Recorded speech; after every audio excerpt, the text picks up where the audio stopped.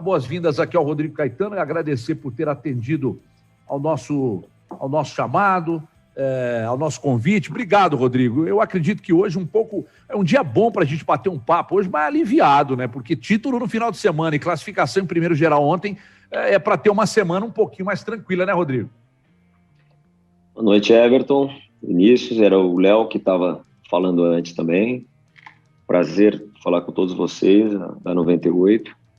Novamente participar do programa, claro que numa situação melhor, né? Porque quando falamos ainda era início de trabalho, recém-chegando. E agora, Everton, eu te diria assim que o Galo, ele conquistou o que era possível conquistar, né? Até o presente momento. Ganhamos o Campeonato Mineiro com a melhor campanha, com melhor defesa, com melhor ataque.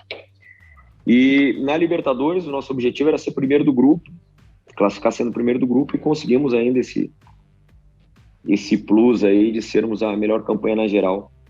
E acho que assim, nesse primeiro corte, né, que é Campeonato Mineiro e fase de grupos da Libertadores, que antecedem aí o Campeonato Brasileiro, que inicia no domingo, eu acho que em termos de resultados esportivos a gente atingiu aquilo que foi planejado. Em relação à tranquilidade, no futebol, tranquilidade vai durar até domingo às 11. Mas a gente está acostumado. Do mesmo jeito que não nos abala quando também vem as críticas, e desde que tenhamos convicção naquilo que a gente vai fazendo, não será também nenhum tipo de... Até porque nem podemos entrar em nenhum tipo de situação de euforia. Tem muita coisa ainda pela frente. Mas, como eu disse, daquilo que era possível conquistar e ganhar, a gente cumpriu.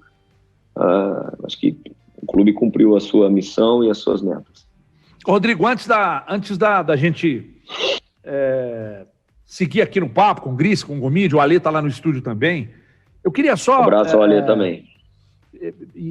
Eu queria te fazer uma pergunta com respeito às suas atribuições no dia a dia no Atlético ali, porque o Atlético tem você, tem o Vitor ali por perto, a base tem o Erasmo Damiani, hoje falamos com ele pela manhã, no 98 Esportes, foi um papo muito legal.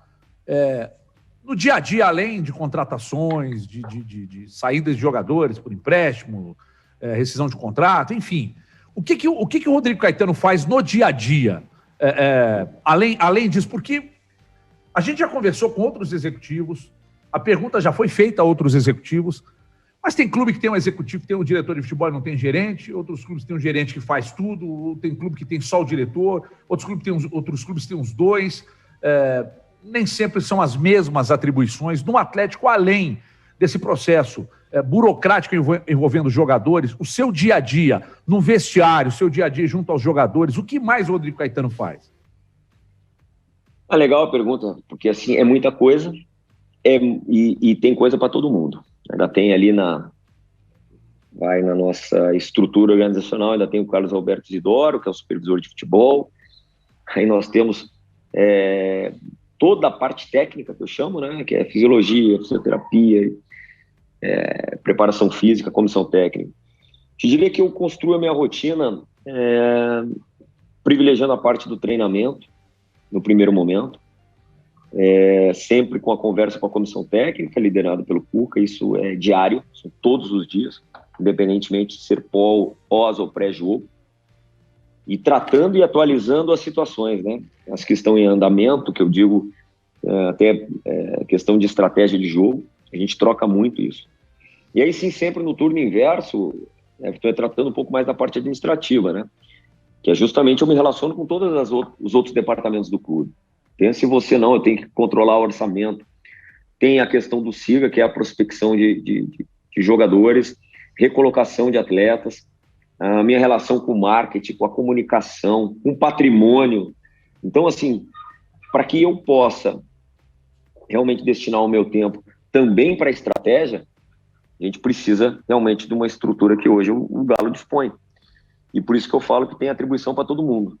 Mas eu te diria, que eu acho que foi essa a tua pergunta, o meu nível de participação no vestiário ele é muito grande, porque eu sou um cara muito intenso, competitivo. Então, minha prioridade é preservar ou priorizar o bom ambiente, atletas, comissão técnica e funcionários do futebol. Parte administrativa e estratégia, eu procuro fazer sempre no contraturno, para não misturar as estações. Vice Comide Ali. Rodrigo, boa noite, prazer receber você aqui no Arena 98. Só para voltar um pouquinho ali nas finais do Campeonato Mineiro, que deu tanta polêmica, tanta briga, e você foi um dos mais exaltados ali no final do primeiro jogo. E está sendo até julgado, né? Vai ser julgado depois aí no STJD. O que aconteceu, Rodrigo? Espero que bem julgado, né? Pois Espero que bem julgado. Explica pra gente o que aconteceu naquele final ali, o que pegou e como que você avaliou realmente a arbitragem nessa parte final do Campeonato Mineiro em que vocês acabaram com o título.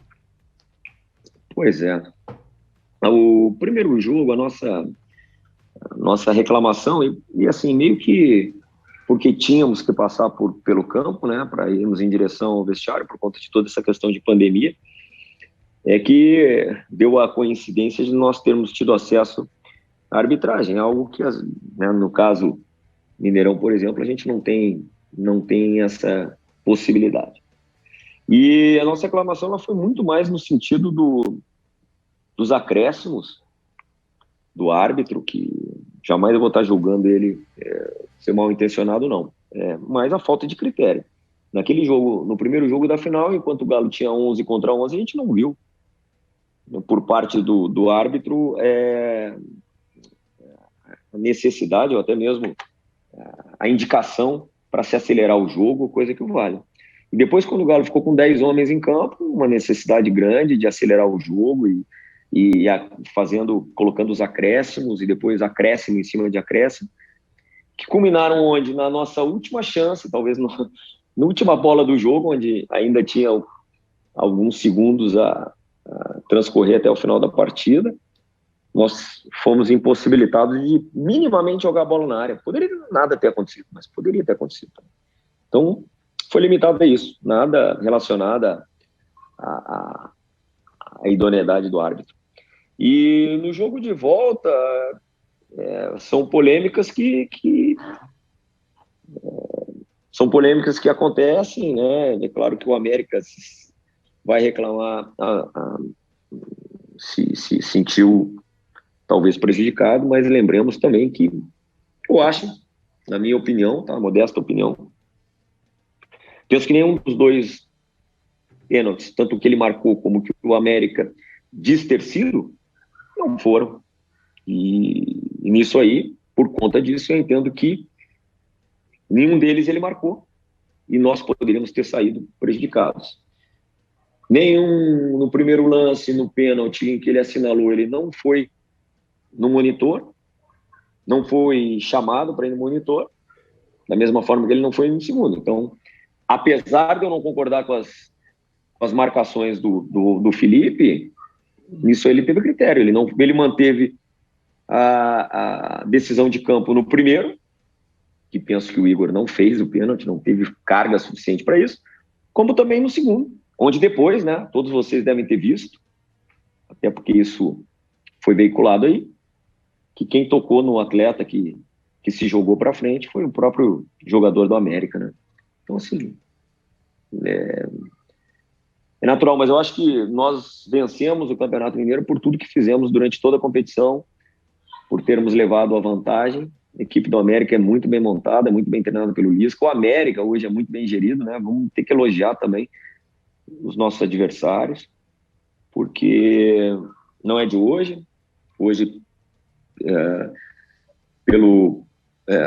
anteriormente, pelo Salum, né? Pelo Marcos Salum, que hoje participa no futebol, mas foi o presidente, e hoje pelo presidente Alencar. Então, nós temos que exaltar aí realmente a administração fora de campo também, que o América vem fazendo, e a grande gestão que vem fazendo dentro de campo também, liderado pelo Lisca, um grande treinador. Mas eu acho que o Galo venceu com todos os méritos, eu acho que não deixa nenhuma dúvida, melhor campanha, melhor defesa, melhor ataque, melhor aproveitamento, e é isso, é isso que fica para a história, e a gente tem que realmente valorizar esses atletas, porque o nosso início ele foi muito difícil, porque dentre as equipes que iniciaram, nós tivemos que dar recesso para alguns atletas, iniciar com os jovens esses que já nem estão mais no clube, que já foram emprestados, quer dizer, rodou muito elenco, esperamos a chegada do Cuca, iniciamos com o Lucas Gonçalves e com o Éder, então tudo aquilo que a gente planejou, graças a Deus,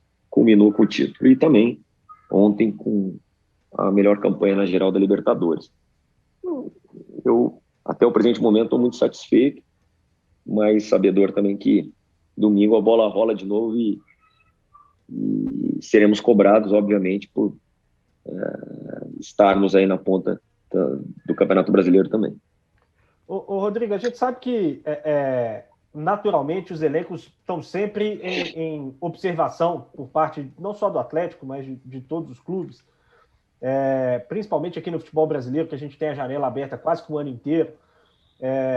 Mas a gente sabe também que a partir de agora a gente vai começar aí uma segunda parte da temporada, a gente pode dizer assim, né? Porque vai se elevar o nível de cobrança, porque vem aí Campeonato Brasileiro, fase mais aguda da Libertadores, início para o Atlético da Copa do Brasil, com desafios que a gente espera mais difíceis em relação ao que o Atlético encontrou até aqui na temporada. Queria saber como é que vocês estão manejando essa questão, principalmente em relação ao elenco, que é numeroso, mas que tem um problema principalmente por parte das convocações, que o Atlético vai sofrer bastante aí a partir de junho. A ideia é já começar a mexer um pouco nesse elenco a partir de agora, para início de Campeonato Brasileiro, para a sequência de Libertadores, ou vocês vão esperar principalmente a janela do meio do ano para ver o que pode acontecer e aí sim corrigir a partir do que for feito de negócio? Como é que está o planejamento de vocês em relação a isso? E até aproveitando a pergunta e ampliando um pouco, queria que você falasse um pouco do investimento que o Atlético está fazendo na área de análise, né, de mercado, de desempenho, a parceria recente com o Status Bomb, primeiro clube da América Latina, e a importância que isso vai ter nas tomadas de decisão do departamento daqui em diante. Bom, vamos lá, Deus. Primeiro, cara, que nós ainda vivemos numa pandemia, né? Que ela já está há 1 ano e quase 1 ano e meio. Então, assim, nós não podemos nos excluir desse problema mundial. O Galo não vive numa bolha única.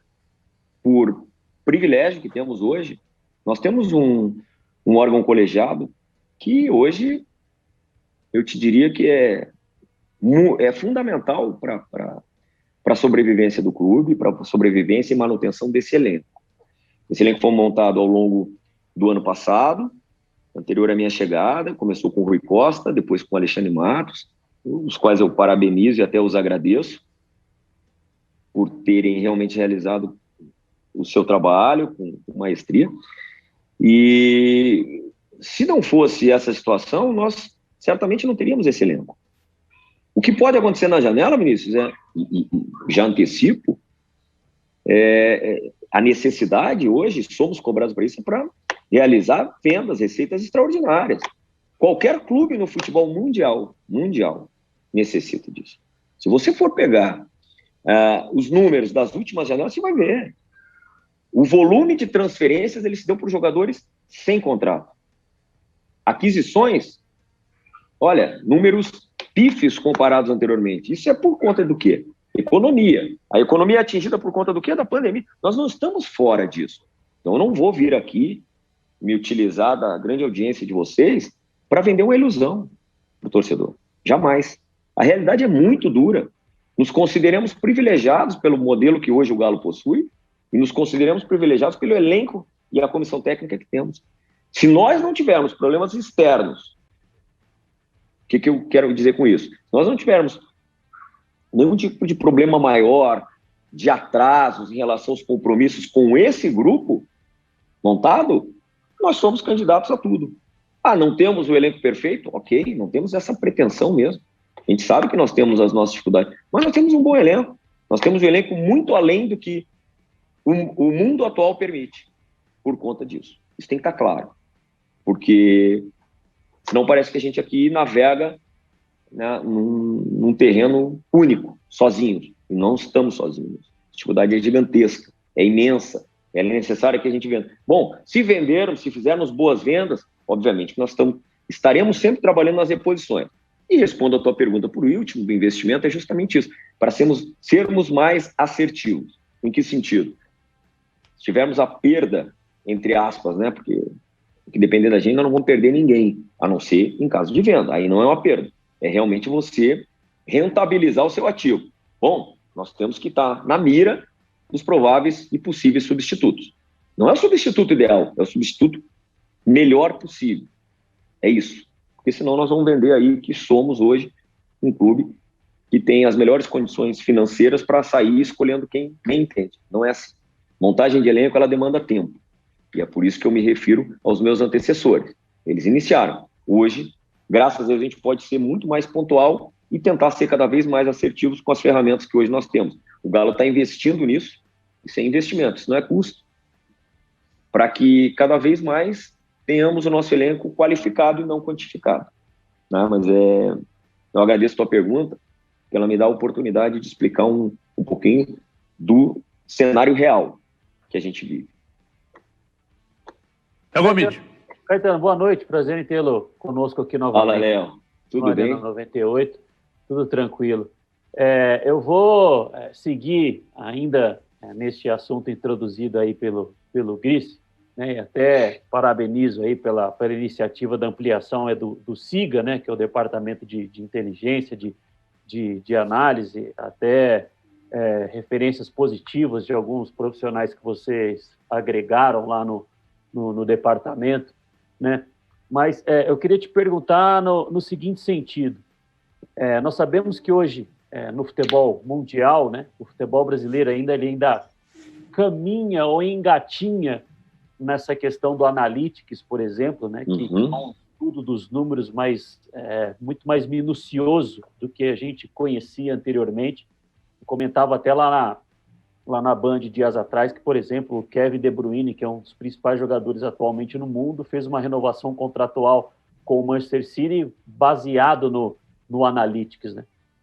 Só que na Europa, em outros centros, os clubes eles são geridos como empresa e por ter um dono e esse dono não ele querer ter mais lucro do que prejuízo, essa questão da análise, né, mais minuciosa, ela é tratada com mais carinho, né? Ela tem mais a atenção. E no Brasil, pelo menos para mim, por hora, uma ênfase nesse caminho, ela é meio que uma contracultura ainda. Ele é uma quebra total de paradigma. Eu digo pelo quê? Porque muitas vezes os analistas, quem está no departamento, ele vai chegar com certos nomes que, com todo respeito a algum técnico, ele talvez não conheça. Nós sabemos que temos diferentes perfis de técnicos. Tem técnicos que talvez acreditam que o analytics seja... isso aí é alguém brincando no computador. Nós temos muito preconceito no futebol brasileiro. E como os clubes brasileiros trocam muito de comando, existe muita questão da contratação por indicação, que vai ao contrário do caminho que vocês, pelo menos, dão indícios de que querem seguir. Como quebrar essa cultura? Como quebrar esses paradigmas? E que isso se torne algo sistemático dentro do clube, que não seja só uma parte da gestão atual do Caetano, se torne uma cultura dentro da instituição. Bom, Léo, também obrigado aí pela pergunta, porque ajuda a gente a explicar um pouquinho. Primeiro que nós temos que fazer todas as práticas de boa gestão que nós pudermos. Elas não se resumem só ao departamento de futebol, né? Essa diretoria, esse órgão colegiado do Galo, ele vem para querer realmente quebrar um pouquinho dessa cultura, né? Quebrar alguns paradigmas, né? Na verdade é essa. E não adianta de nada também nós só termos os números, termos os nossos analistas de mercado, analistas de desempenho, ter investimento em analytics, em ferramentas. A interpretação, ela é tudo ou quase tudo, né? Porque o número frio é uma coisa. Então, para que fique claro, onde nós estamos dedicando mais tempo para nível de construção e confecção, Léo, é num processo de contratação. Para que esse processo de contratação ele saia cada vez mais, ele fique distante das pessoas e fique mais ligado aos processos. O que eu quero dizer com isso? Que realmente tenhamos o caminho desde prospecção, necessidade, levantamento de números, analíticos, avaliação técnica, física, para tomada de decisão, né, juntamente com o treinador. O dia que nós tivermos isso de forma consolidada, aí, não só no Galo, em geral no futebol brasileiro, porque é assim que funciona lá fora, nós não só vamos errar menos, nós vamos onerar menos o clube. E acho também, cara, que vocês têm um papel fundamental nisso tudo, tá? Porque a gente também tem como cultura aqui que o clube tem que montar um elenco novo a cada ano. Que a notícia ela tem que ser a contratação, reforço, quem vem, quem chega, sabe? E se você for observar, nesses clubes, dentre os quais você citou aí, eles mudam muito pouco.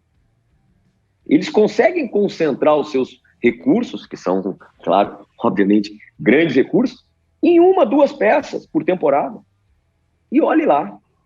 Agora você vê, estava lendo hoje o caso do Fernandinho. Quantos anos o Fernandinho vai, muito provavelmente, se aposentar? Quantos anos ele vem jogando no City?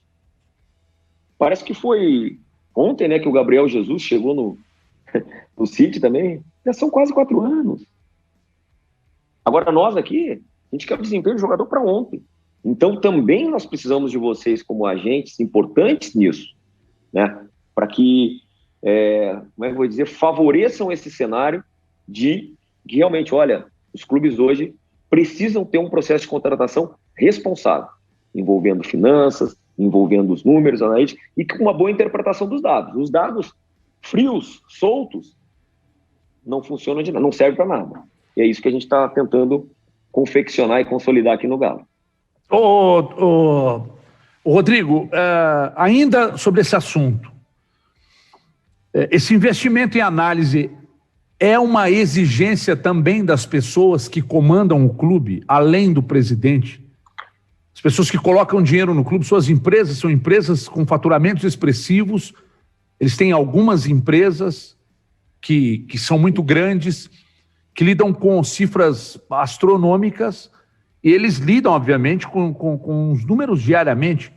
Eles fazem suas operações baseadas nos números.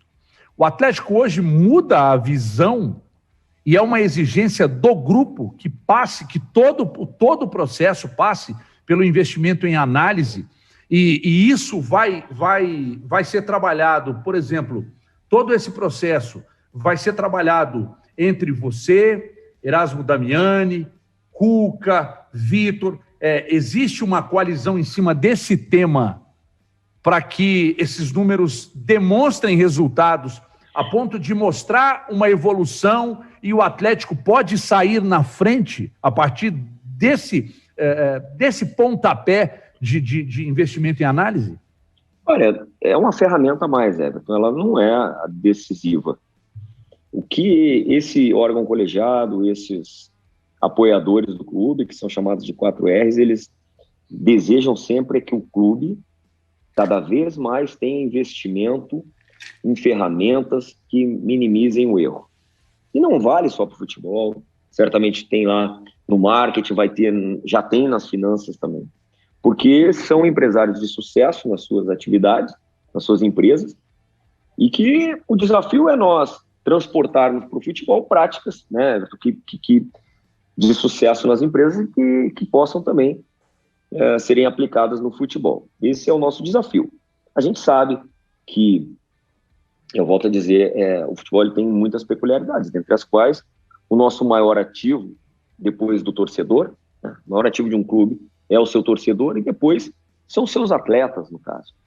São seres humanos. Então, gente, não adianta só você achar que um determinado gestor, por ele entender muito de números e de análise, ele vai ser um bom gestor, você pode ter certeza. E o inverso também é verdadeiro. Se você não considerar os números, se você não considerar as estatísticas, os analíticos, da mesma forma você... Então, você falou aí em coalizão, é mais ou menos isso. É nós nos utilizarmos, porque não é uma ferramenta única, tá? São várias para melhor tomada de decisão. O nosso gerente de mercado, que é o caso do Alessandro Brito, que também trabalhou lá no Internacional, é uma das pessoas também participando junto com seus profissionais ali, justamente discutir muito.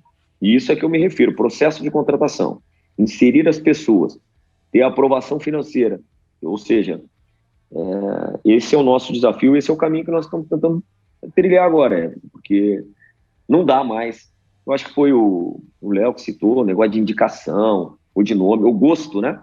Eu gosto. A contratação foi do Rodrigo Caetano. Não existe, a contratação é do clube. É o clube que paga e é o clube que banca o ônus depois quando não dá certo.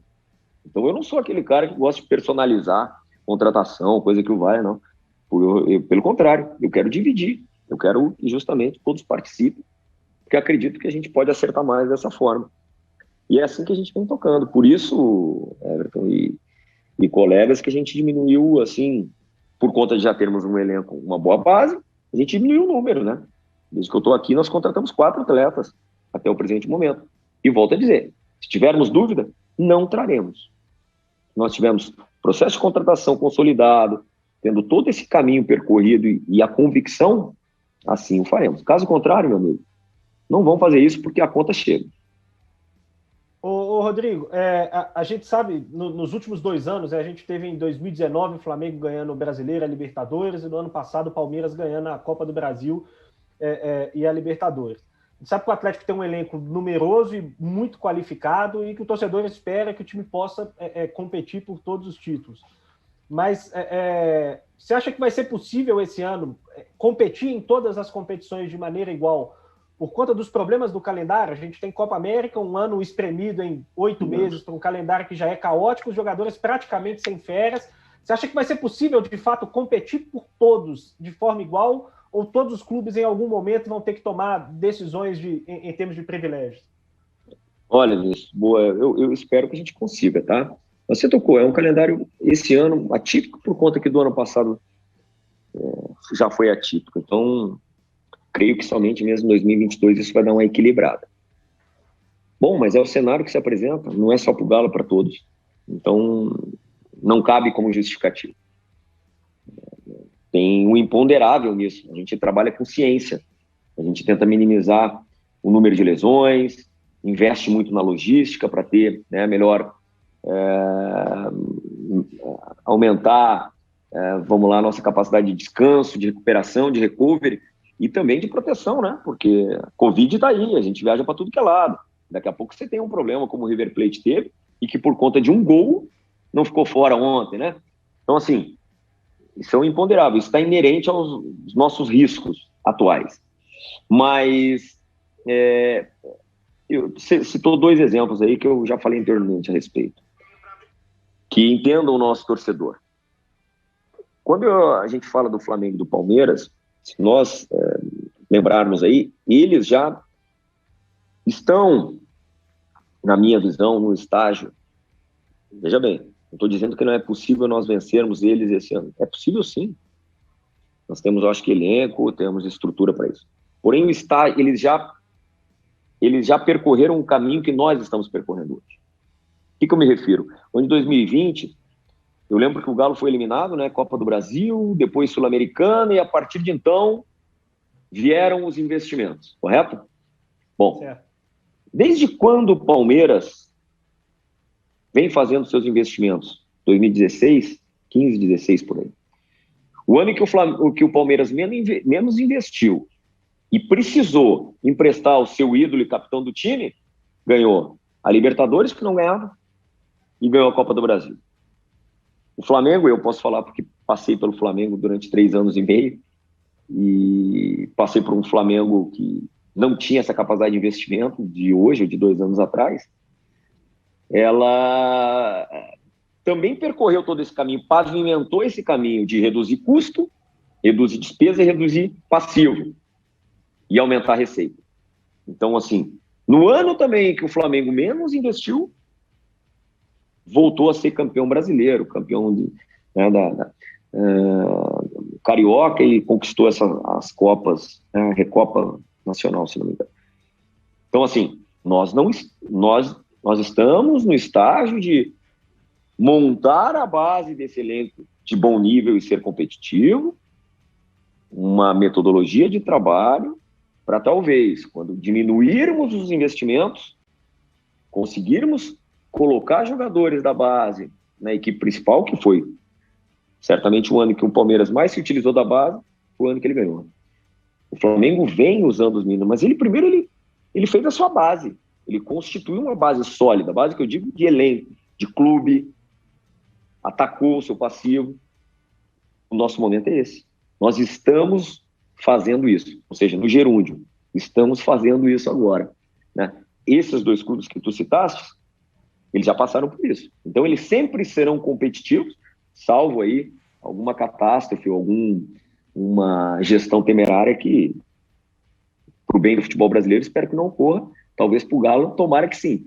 Mas para o bem do futebol brasileiro, que não. Ô Gomide, vamos direto com você, mais uma, e depois eu já vou caminhando para encerrar, mas eu gostaria que você fizesse mais uma, por gentileza, Gomide. Ô, Rodrigo, hoje nós debatíamos lá na Band, né? O Atlético chegou a esta fase final de grupos aí, né? A fase de grupos fechou, a fase de grupos independente dos jogos que ainda virão a acontecer, como o primeiro colocado geral, né? Com os 16 pontos conquistados, invictos, um excelente ataque, enfim, a campanha que nós acompanhamos aí nessa fase de grupos. Mas que agora, como começa uma competição mata-mata, que talvez, na estatística, ele é o primeiro, mas entra muita questão do desempenho, né? Porque disputou num grupo, até certo ponto, acessível, né? Temos grupos mais difíceis aí, dos times brasileiros. E mais fáceis, né, Léo? Também mais fáceis, sim, dos dois polos, né? Eu queria saber, em termos, não sei se vocês tratam a Libertadores como uma obsessão pelo fato do jejum do Campeonato Brasileiro, não sei se vocês tratam como uma obsessão, mas eu queria que você me falasse sobre o que você enxerga hoje do Atlético, até você falou do caminho já percorrido por Palmeiras, por Flamengo, né? Tem o próprio River, que ficou quase um gol de ficar eliminado, mas como que você enxerga com relação ao desempenho, a chegada desses 16 aí pro mata-mata? Léo, eu acho que nunca se chegou numa Libertadores, eu acho que tão nivelada assim, por conta de que nós fomos a melhor campanha, temos a vantagem do segundo jogo dentro de casa, mas não temos o nosso torcedor. Então, assim, do mesmo modo que a gente pode ir lá e vencer um Cerro Porteño na casa dele, se vocês forem lembrar, foi 2019, né? Que o Galo teve lá, enfrentou dificuldades. A gente sabe que o torcedor do Galo, muito mais do que os outros, faz toda a diferença. Mas isso não tem. Então, assim, nós vamos ter que esperar o sorteio para ter uma ideia aí do caminho, né? Eu estou acompanhando mesmo ali, tem a definição aí da chave do Internacional.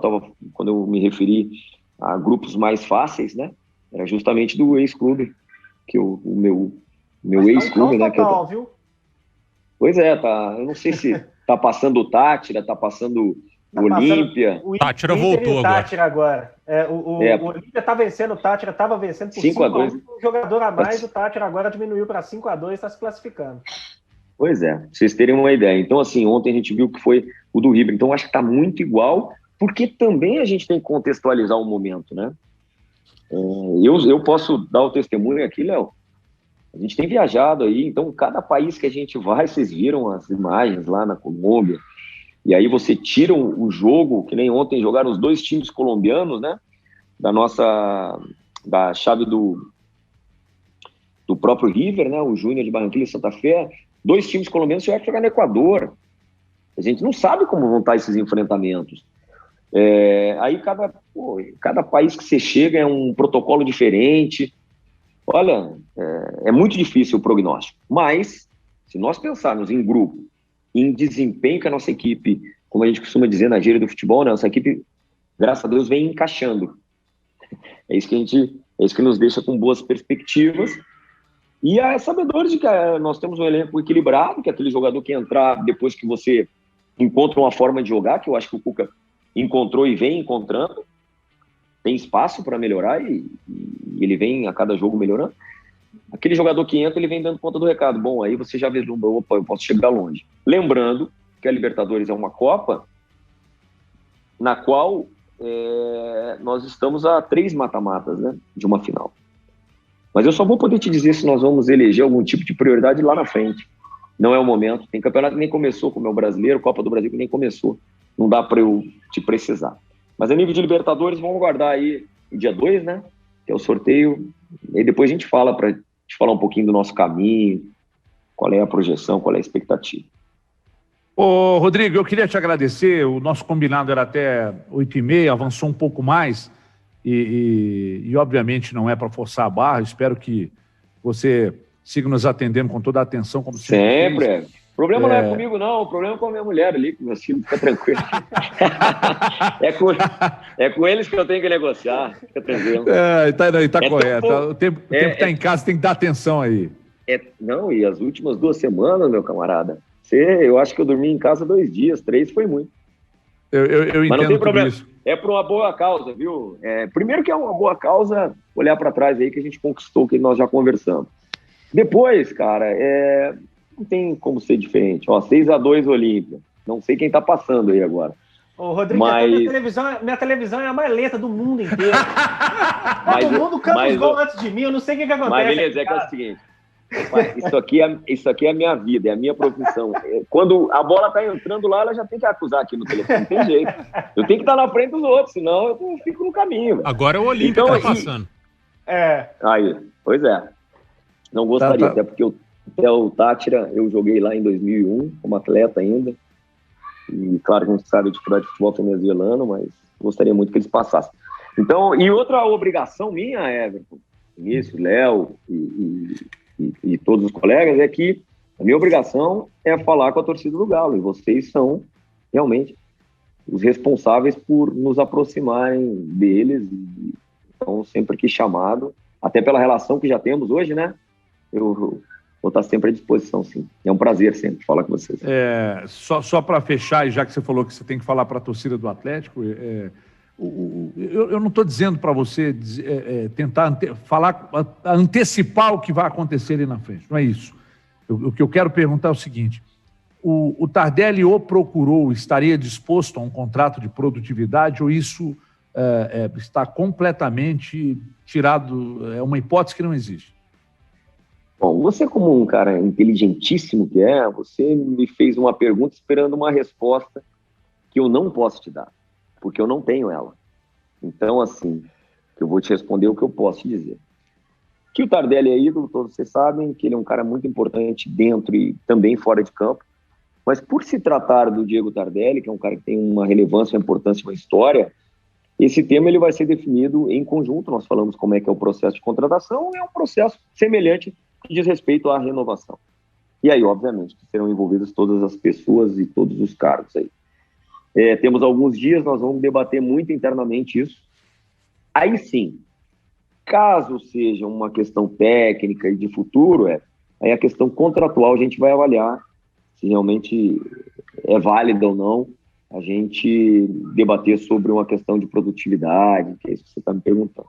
Mas antes disso, nós temos que formar a convicção, inclusive com a participação do próprio Diego, que eu venho conversando, que o presidente vai conversar, para que não tenha nenhum tipo de trauma, independentemente da decisão tomada.